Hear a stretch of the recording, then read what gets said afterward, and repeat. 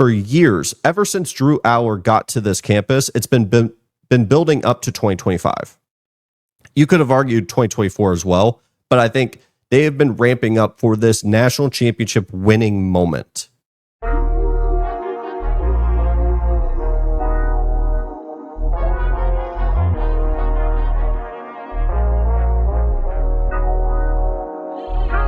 What coaches, as we are at the midpoint of the decade, we have Kirby Smart, Dabo Swinney, now Ryan Day, are national championship winning head coaches. The list is very limited for head coaches that have won a national championship as we enter a new era of college football. I mean, for God's sake, Big Ten want to do 28 teams in the college football playoff. It's a new era. Things are changing. I have a list of coaches that potentially could win their first national championship, and I want to hear what you think of each of these coaches. Who do you think is more likely? Who do you think I didn't mention here that could rise up the ranks? I think an easy one is Kenny Dillingham, a super young head coach for Arizona State. Do I think he's going to win a national championship at Arizona State? No, that's not what I'm saying. But a guy of his caliber is going to get a major offer from a large program from the Big Ten and the SEC. And I'll be very curious if he ever moves off of Arizona State. But he seems to believe that they could build something special at Arizona State. The easy one, the first head coach that I think is most likely to win a national championship over the next 5 seasons, is going to be Kalen DeBoer, because he has a Lamborghini of a program.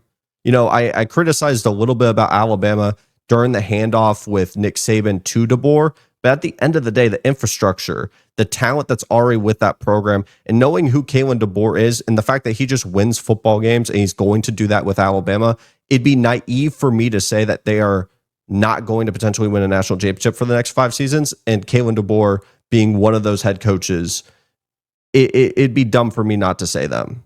I think Dan Lanning's an easy one. Dan Lanning has done remarkable work for Oregon. We are all still waiting for that next gear. What's next for Dan Lanning? They were the number 1 seed, undefeated last season. It's felt like this offseason, they haven't really had that same level of hype that you had last year. I mean, think about it. Yeah, you got smacked around by the defending national champions now. And you had beaten them in the regular season at home. You won the Big Ten in your first year. You feel like there should be more hype with Oregon, but you're dealing with some challenges in the wide receiver room. Evan Stewart, unfortunately, out for the season, it sounds like. You're breaking in a new quarterback. The offensive line is a huge question mark. You did invest a ton from the transfer portal, but there's some questions. But this is not just for the 2025 season. This is for the next 5 years. And knowing how psychotic Dan Lanning can be, the look in his eyes, the competitiveness, the nature of what he is building at Oregon, and knowing the funds that are into this program, knowing what they've been able to do in terms of talent acquisition to the levels that Chip Kelly and many others, Cristobal, had never been able to do at the University of Oregon. I would be dumb if I said Dan Lanning wasn't potentially going to be one of those first national championship winning head coaches. James Franklin, I worry for one reason. I think James Franklin can easily win a national championship, and I think it has to be in 2025. My concern is, unlike the Dan Lanning, Steve Sarkisians of the world, who I expect year in and year out to be at that national championship winning level because of what they've been able to build with their programs, I still feel like Penn State has to build up to these moments. For years, ever since Drew Aller got to this campus, it's been building up to 2025. You could have argued 2024 as well, but I think they have been ramping up for this national championship winning moment. And it's this season because you brought back the amount of people that you did and how talented this roster is. But when we get to 2026 and Aller, Katron, Nicholas Singleton have all gone to the NFL draft, then what?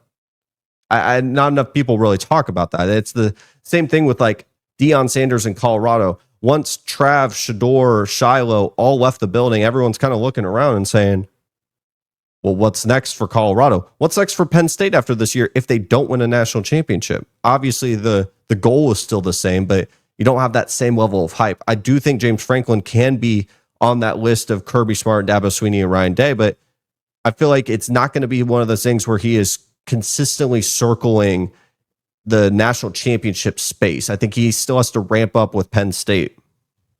I mentioned Steve Sarkisian a little bit. That's an easy one. Sark is going to be a guy that has continuously kept Texas within the space of a national championship. And he has this program at a point where the talent level is always going to be there. It's just whether or not they get the right roll of the dice. The best thing that Ryan Day did for the Ohio State Buckeyes was truly just stay within striking distance. And funny enough, it took them losing to Michigan for the 20th time, it feels like, in a row, in one of the most embarrassing upsets in the entire country, for them to kick it into gear and go on an incredible college football playoff run and win the first ever 12-team playoff. Sarkisian is going to always have Texas within that realm.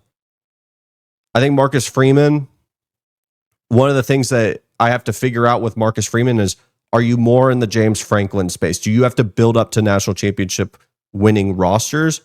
Or is your talent acquisition good enough to where you're more in the Ryan Day, Steve Sarkisian landing kind of space? Because I don't know with Notre Dame right now. Notre Dame is having incredible wins on the recruiting trail. We don't talk about recruiting too much on this channel. Probably going to be something that we sprinkle in a little bit more because I love talking about recruiting. I don't think it gets enough love in 2025. Notre Dame has done a fantastic job on that front. But are they a team that just got to a national championship?